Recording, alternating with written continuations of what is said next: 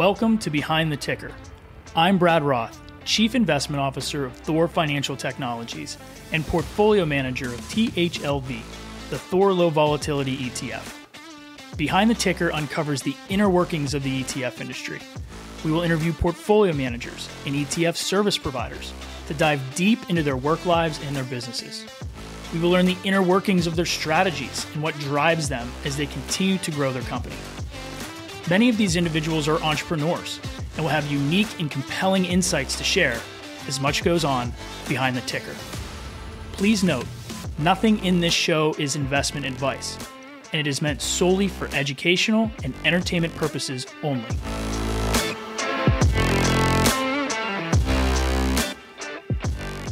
Welcome to Behind the Ticker. Today we have on Danielle Gilbert. She is from Panagram, and we are talking structured credit and collateralized loan obligations, better known as CLOs. They recently launched two ETFs, CLOZ and CLOX, one investing in Bs to triple Bs, the other investing in the AAA tranche. She does a wonderful job educating me as well as all of you as to what structured credit is and specifically what CLOs are and how they can be a great complement to traditional fixed income inside a diversified model portfolio. So without further ado, please welcome Danielle Gilbert. Hey, Danielle, welcome to the show. Great to see you, Brad. I'm so happy to be here today. So before we get started, always like to know what's your background and how did you eventually get into your role here at Panagram? Am I saying that correctly? You are, yes. Okay, so a little bit of background on me. I grew up in the Midwest, suburbs of Chicago. Studied engineering. I was always, math and science type of person. And I loved New York City. I found myself, arrived in New York City in the early 2000s and had an opportunity to join a training program, at UBS. Now, UBS at the time, this is pre-global financial crisis in the early 2000s, they had a massive trading floor. And I don't know if you're even aware of this trading floor. It was in Connecticut, 2 football field size, very exciting time to be starting a sales and trading career. And in that program, I actually ended up specializing in structured credit, which at the time was very niche. And I picked it because I was actually scared that everything else would soon become automated. Remember, I came from more of an engineering background. So I said, I'm going to pick something really complex that there's still going to be a need for human interaction. But it was actually well-timed because that market has grown to what it is today, which is very institutional. But I had a front seat to that growth. So my role was, as a salesperson, covering portfolio managers, sophisticated portfolio managers that had pools of capital that they were allocating to structured credit. So I was in pre-GFC, during the GFC, post, a long career in that type of opportunity of selling and covering those type of sophisticated clients. Now, it was in that role that I met the Panagram team. So they were working at Eldridge, investing capital on behalf of Eldridge and the affiliated balance sheet. They were one of the largest players actually in the CLO investing market and continue to be today. And I was covering them as a client. And they came to me and they said, we're spinning out of Eldridge and we're launching a new platform called Panagram. We have size and scale, but we're going to introduce ourselves to third-party investors. So this was interesting because this was a pretty big pivot. And I've actually been approached in the past to do this type of opportunity, but it wasn't until this team actually came to me that I thought it was attractive. Because first of all, the people, I think you always have to lead with people. They had a great reputation in the market. I enjoyed covering them from the client perspective. They also had an advantage because they were one of the larger players. And I thought this is going to be an interesting way to launch a new asset manager. We're not launching from scratch. We actually have expertise and we're in this market every day. We're just new to the outside world. So I jumped on the opportunity and started when we pretty much launched in 2021 to the outside world in fall of 2021. So it's almost 3 years ago to lead up business development and kind of solve that. How do we grow from there? Oh, that's great. Before we get into more about kind of what Panagram does, I always have to ask, any hobbies? What do you like to do when you're not working? Okay, so I did a little bit of prep and I listened to your podcast before, and I laughed when this question came up because I was like, oh my gosh, how am I going to answer this one? So I have 3 children and I live in New York City, and I obviously have this big job that's demanding, but I do have a life outside of work. It just happens to revolve around my kids. So, and my family, which I love. Their age ranges are 14, soon to be 10, and just turned 8. You know, it's very important when they're that little to kind of quantify it that way. But I would say in the winter time, you'll find me at the bottom of a ski mountain because all of my kids are ski racers. And growing up in the Midwest where it's very flat, I had to learn how to ski. So I did that a couple of years ago, and I'm still kind of hanging with my kids. It certainly will not be at their level, maybe anytime soon or ever. That's okay. And then I do other random things, like because we live in the city and my kids go to school in the city, I can pop back and forth. Like a couple of weeks ago, I signed up to be a guest of my daughter's 2nd grade class. And it was funny because you were supposed to talk about what you do for work. And I was Googling and using AI to try and figure out, well, what would be fun to describe to kids finance or finance investing. And there were all these different ideas, and some were great, some were really boring. And I tossed them all. And I said, I'm going to teach these kids how to make balloon animals because that's fun. Yeah. And the whole point was you can learn anything, even complex things. You can teach yourself. It's available. And it was actually a big hit. My daughter was proud that I didn't talk about finance and that I taught them how to make a dog out of balloons.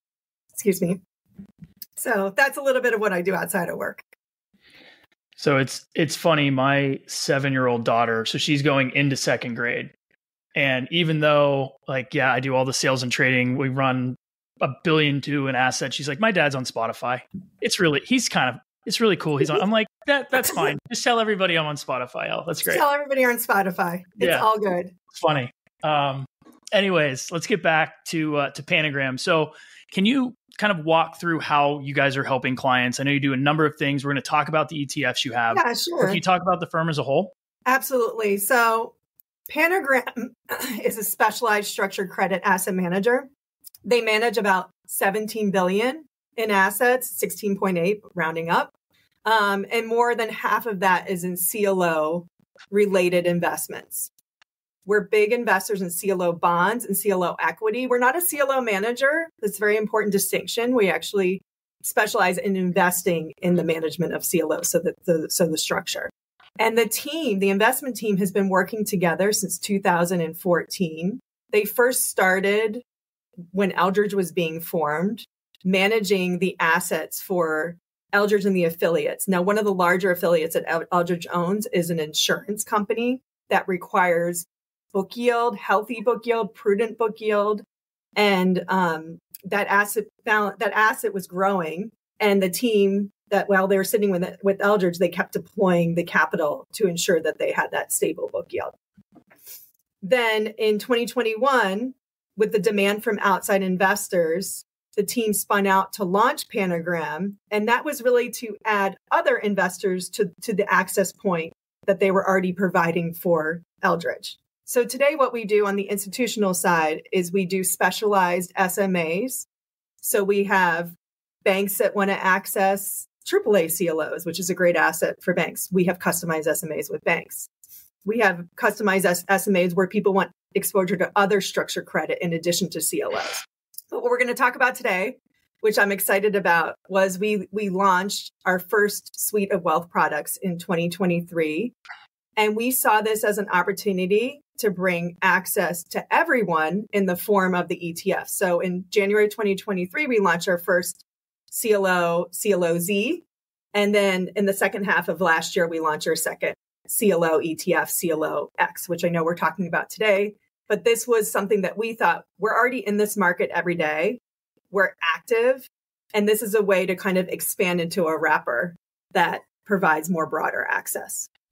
Sure. And let's take this moment to kind of do a little bit of education because, I talk to a ton of RIAs and not a lot of them are utilizing, structured credit in their practice. So can you just explain what structured credit is and how it differs from traditional fixed income investing? Yeah, sure. And that's a common question that comes up. I think the name actually sounds more complicated than it really is. When you think about structured credit, it's a way to access a diversified pool of contractual cash flows.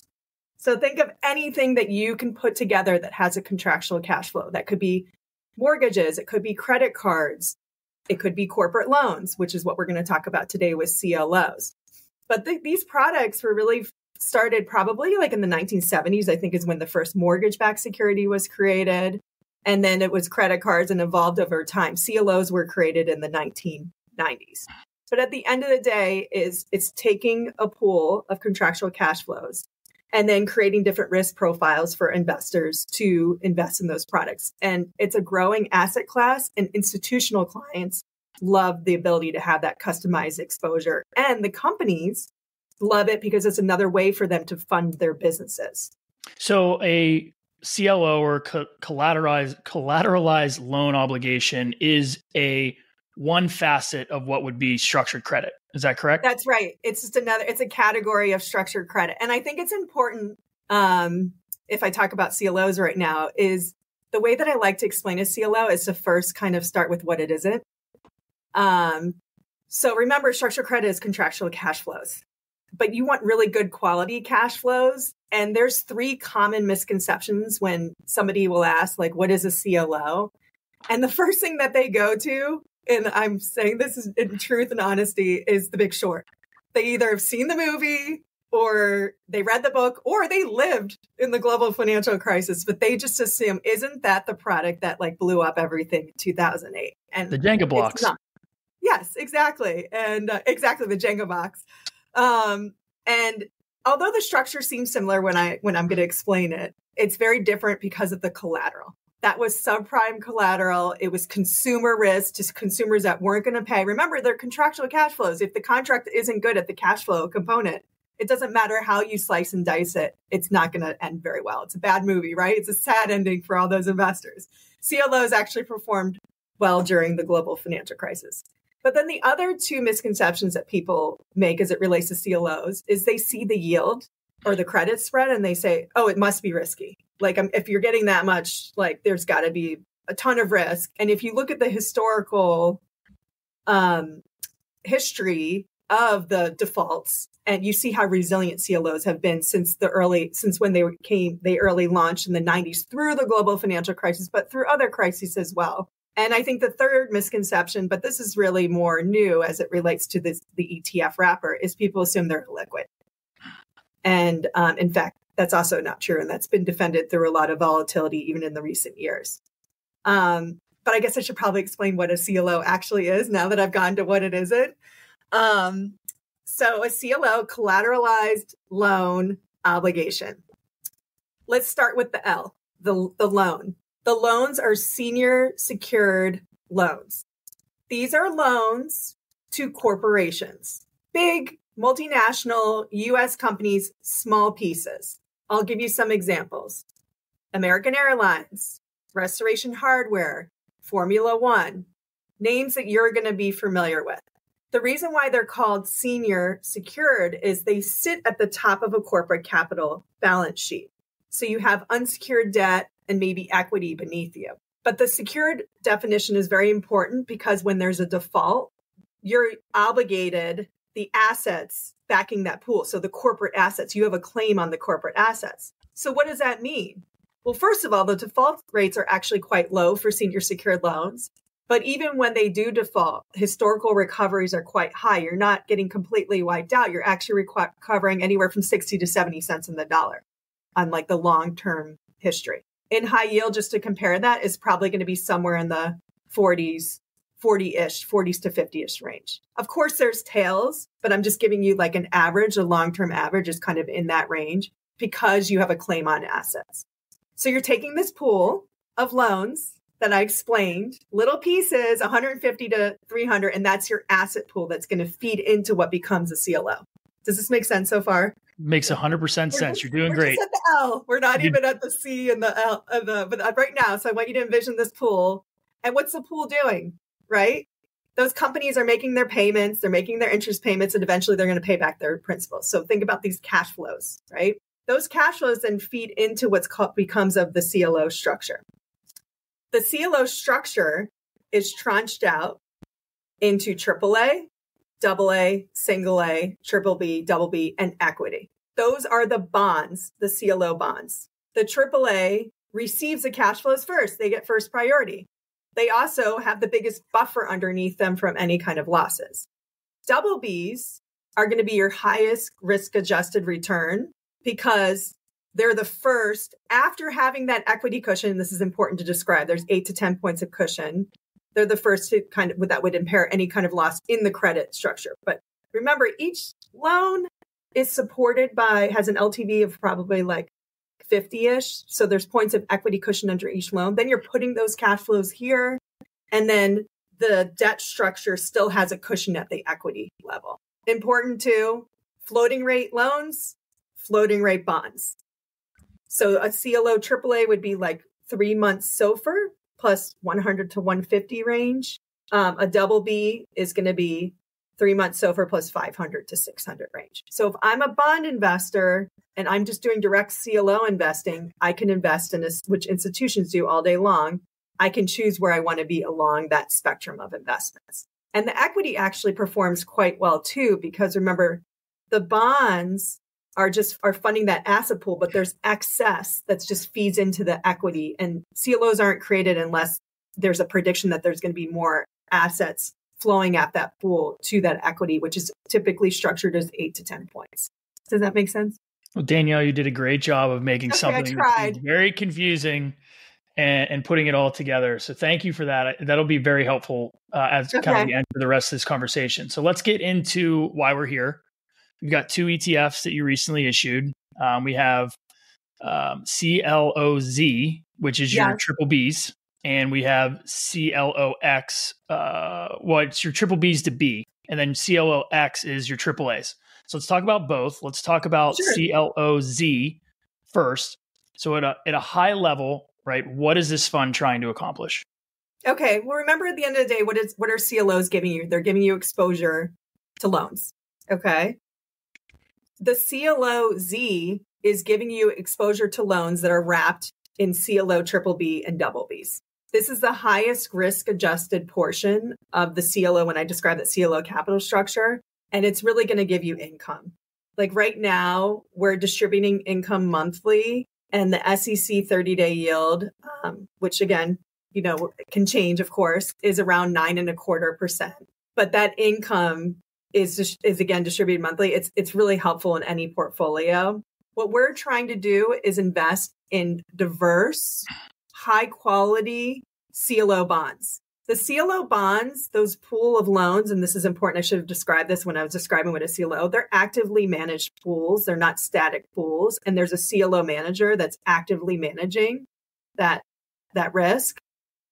CLO triple Bs and double Bs, we want to make sure that we're aligned with the highest quality manager. Remember, we're in the market every day, and this market is not automated. It's still OTC. So it's really important to actually be a player and get that access. And we do that every day in this portfolio. But at the end of the day, what is an investor getting? They're getting income, and it's distributed monthly. So anybody, needs that income, but without taking duration risk, right? So that's an important component. A lot of people are in their fixed income portfolio are taking duration risk today. And this is a way to get floating rate exposure, capture the front end of the curve, plus a credit spread. So you touched on this kind of briefly in that response. So how are your investment managers screening for kind of the right opportunities to include in this portfolio? I'm assuming there's some preference as to which CLOs are maybe better investments than others. Oh, absolutely. So the CLO market's over $1 trillion, and there's over probably 125 CLO managers. But you don't see 125 CLO managers in our fund, and that's very intentional. We want to align with the managers that have the best teams and are best equipped with managing the loans in the portfolio. We also want to align, this is important, there's a liquidity component. So I would say there's 3 different tiers, and this is how the market talks about it. And from my sales and trading side, I would bear witness to it. There's tier 1s, there's tier 2, and there's tier 3. And the managers get clumped into all of those categories. And the statistics, like what's great about the CLO market is you get the data every month. So you can see how everybody's performing. And then another data point is whenever a new deal is created, you can see how tight those credit spreads were for those CLO managers. But we are going to shy away from a tier 2 or a tier 3. And the reason why is not only from like the managing of the collateral, but also the way that they're actually marked or the value. Like if I need to sell that bond, the bid-ask spread is actually can become quite wide. If you're aligning with a lower tier, it actually impacts the liquidity and being able to get out of that position. And we don't want to be in that situation. Like any day of the week, I'd rather have a tier 1 double B than a tier 3 triple B.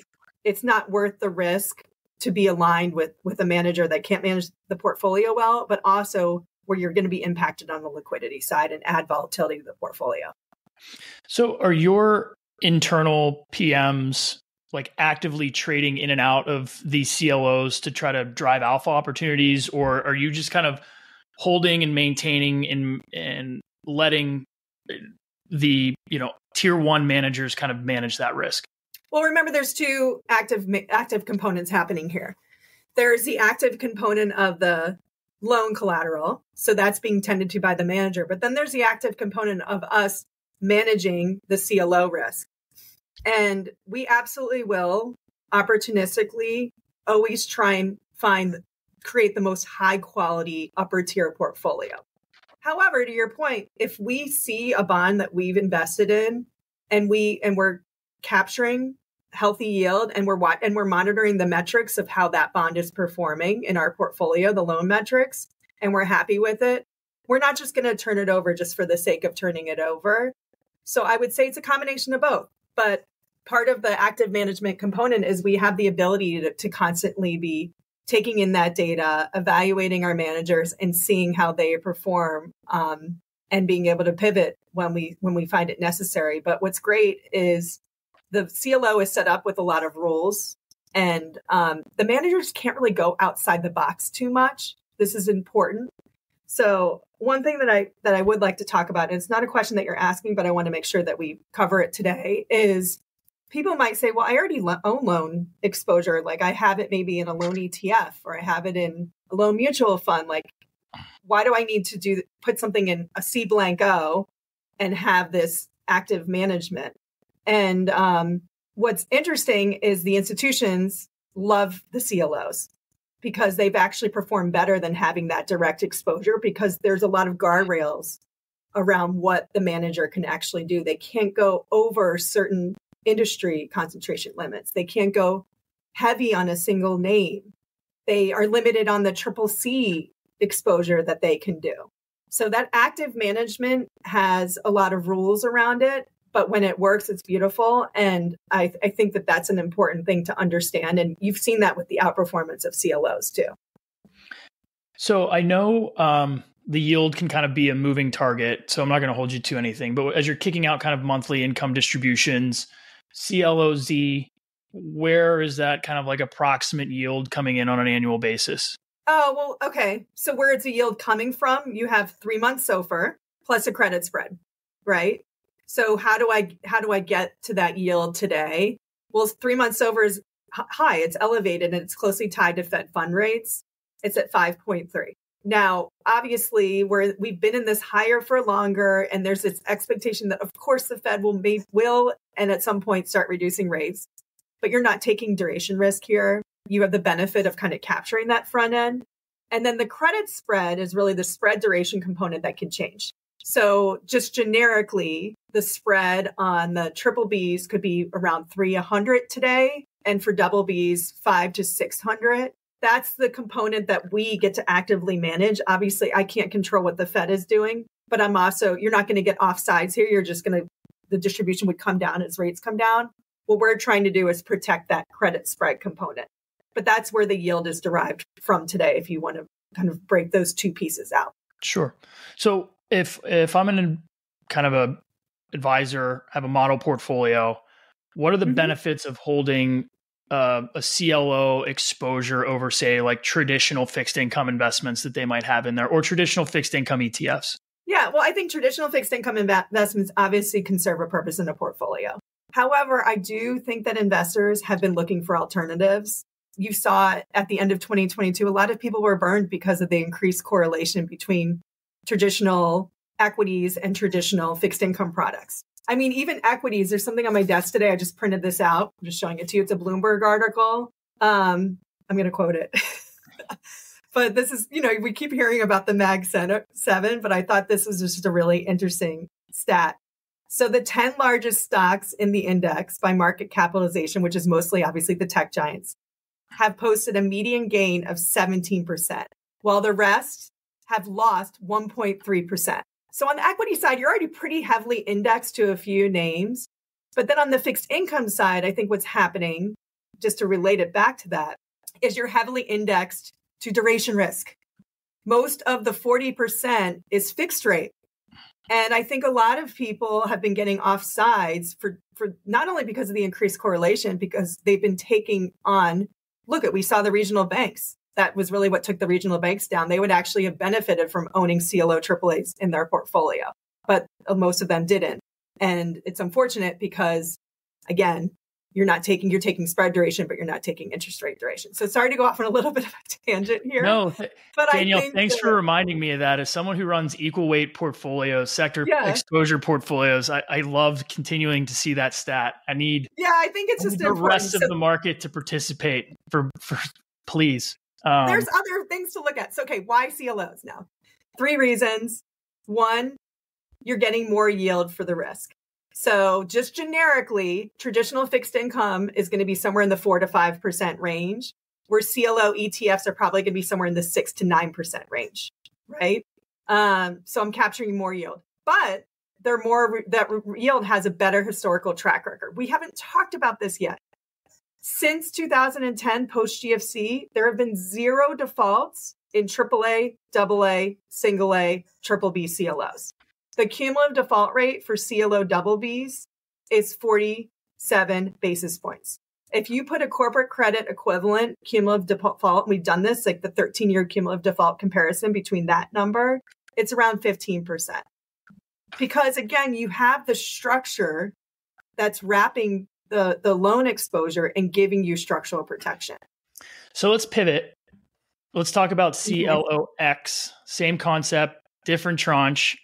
So we know at a high level what it's doing. I'm just gonna ask, is the demand for holding AAA more of a risk-based decision when you're looking at this? Because it's basically the same product, or you can with a different tranche. You can correct me if I'm wrong, but what's kind of the decision for someone holding CLOX over CLOZ? Is it again just a risk decision? It could be. A third component, we talked about yield and resilience, but a third is that it's just less correlated. And that's both triple B, double B risk and the AAA risk. I've seen it allocated in a lot of different ways. So I've seen investors use CLOZ as a high yield replacement. So that could be either high yield, traditional high yield, or they're replacing their loan exposure and getting exposed to it in triple B, double B. But I've also seen investors do a barbell approach where they maybe have 50% exposure to CLOZ and 50% exposure to CLOX. And they're putting that into like an income portfolio. And they set that as their baseline, and then they adjust it as they see fit based on their views on where credit risk is. And then I've seen investors that are more conservative that really want 100% exposure to just pure play CLO AAAs. Now, I don't know if you're familiar with this stat, but there are 10 CLO ETFs in the market today. The first one was created in October of 2020. So we're talking about post-COVID, really. And the aggregate AUM is over 12 billion. I think it's almost 13 billion today. So there's been a lot of asset flows into this product. Most of that has been in the more conservative end of the spectrum, the AAA. But I think what's great about what we're doing, we're in this market every day and we're giving investors choice. So you can choose to have 100% of your exposure to pure play AAA or 100% of your exposure to triple B, double B, or you can kind of toggle between the two. But at the end of the day, it's important that, we're giving the investors choice, and they haven't had that. Like this product, the CLO product is over 1 trillion and it's mostly institutionally held, and they've had a choice to figure out where they want to be across the spectrum. But now what we're doing is we're giving the individual investor choice in the ETF wrapper of how they want to gain that exposure. Yeah. So I was going to ask kind of how advisors are using these products. You kind of answered it there. I'm going to ask a different question. Sure. Since you're head of business development over there. Is that correct? Yep. So yes, these are newer products, right? Yeah. It's not, the ETF world is not, if you build it, they will come. So no. How are you thinking about distribution? How are you thinking about starting to get these kind of worked into advisor portfolios kind of across the universe? Well, I love that you asked me that question, because it's something I think about every day. But I would say that we really, and I think this was very intentional when the investment team brought somebody like with my background on to lead up business development. It wasn't a traditional business development hire, but it was because we lead with education.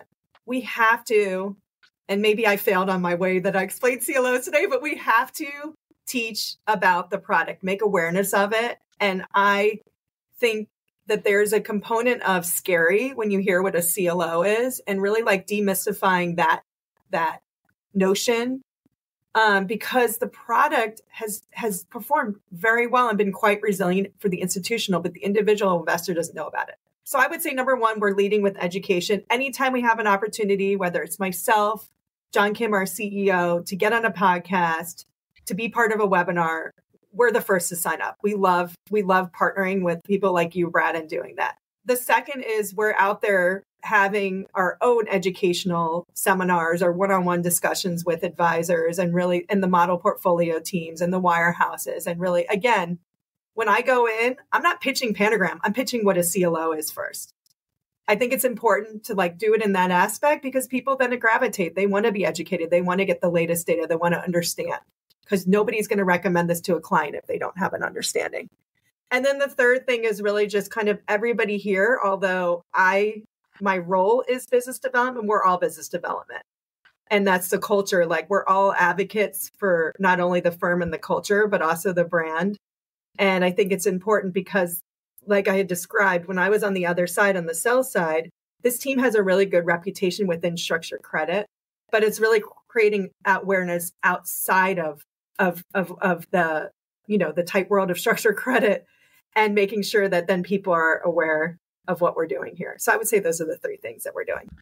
Well, Danielle, I really appreciate you spending some time with me. Before I let you go, where can people learn more about you, Panagram, and your two ETFs? Well, we have websites, of course, for each of the fund websites. It's CLOZfund.com and CLOXfund.com. Those are updated daily. And then Panagram has its own generic website. But I would welcome anybody reaching out to me.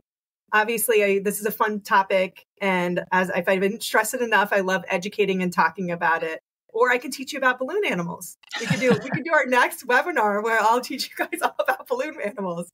But thanks for having me, Brad. I really enjoyed it today. And we'll be in touch. All right. Thanks, Danielle.